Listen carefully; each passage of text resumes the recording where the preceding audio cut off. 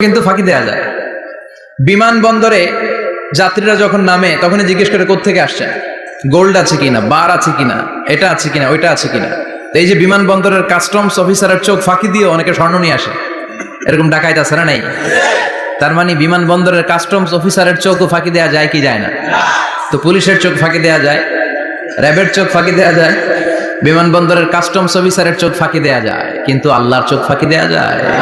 চিল্লায় বলেন ফাঁকি দেয়া যাবে? এজন্য কেউ যেটা দেখে না দেখে কে? কেউ যেটা শোনে না শোনে কে? কেউ যেটা বুঝে না বুঝে কে? এজন্য চাইবেন কার কাছে? নাকি দয়াল বাবার কাছে? দয়াল বাবা রে দয়া করো আমারে। কি সুন্দর মিলাইছে, দয়াল বাবারে দয়া করো আমারে। দয়াল বাবা আপনার কিচ্ছু করতে পারে না। এটাই হচ্ছে খালেস তাওহীদের ধারণা। তাওহীদ মানে একত্ববাদ, ওয়াননেস অফ গড। স্রষ্টা যে একজন, সবাই আমরা এক কেন্দ্রিক হব, শুধু উনার কাছে চাবো, উনার কাছে কাঁদবো, মনের জ্বালা যন্ত্রণা শুধু উনিই পূরণ করতে পারেন, ঠিক কিনা? এটার নাম তাওহীদ। এটার নাম কি? তাওহীদেরই মুর্শিদ আমার মুহাম্মাদের নাম বলো, মুহাম্মাদের নাম। আল্লাহর নাম জপলে বুঝতে পারি আল্লাহরই কালাম বলো, মুহাম্মাদের নাম। ওই নামেরই রশি ধরে যাই আল্লাহর পথে, ওই নামেরই ভেলায় চড়ে ভাসি নূরের স্রোতে, ওই নামের বাতি জেলে দেখি আরশের মুকাম বলো, মুহাম্মাদের নাম। পড়েন তাওহীদেরই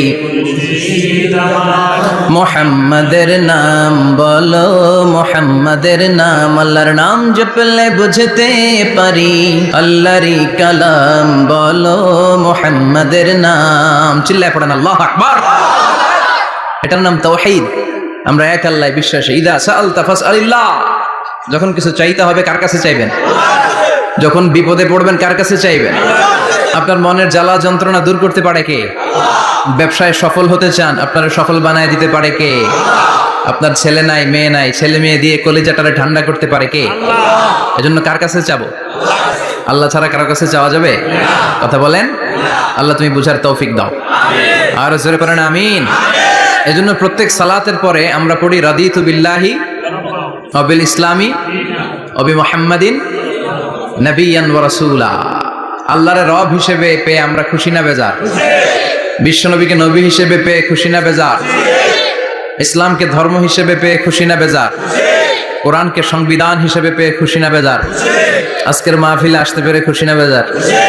কম না বেশি?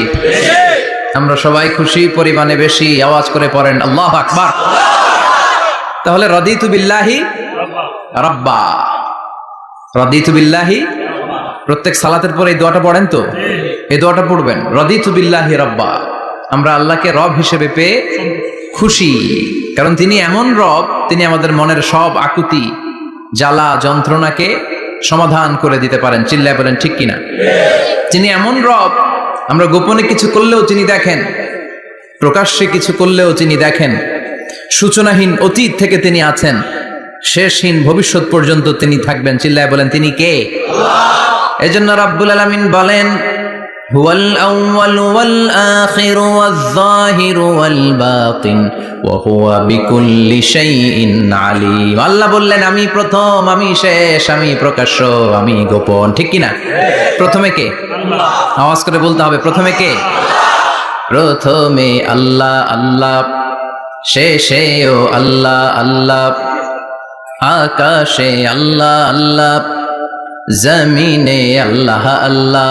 চিল্লায় পড়েন, প্রথমে আল্লাহ আল্লাহ, শেষেও আল্লাহ আল্লাহ, আকাশে আল্লাহ আল্লাহ, জমিনে আল্লাহ আল্লাহ। নিখিল জাহান গাই গুণগান তার নামে গাই, আমরাও গাহি তাআলা হামদে বারি তাআলা, হামদে বারি।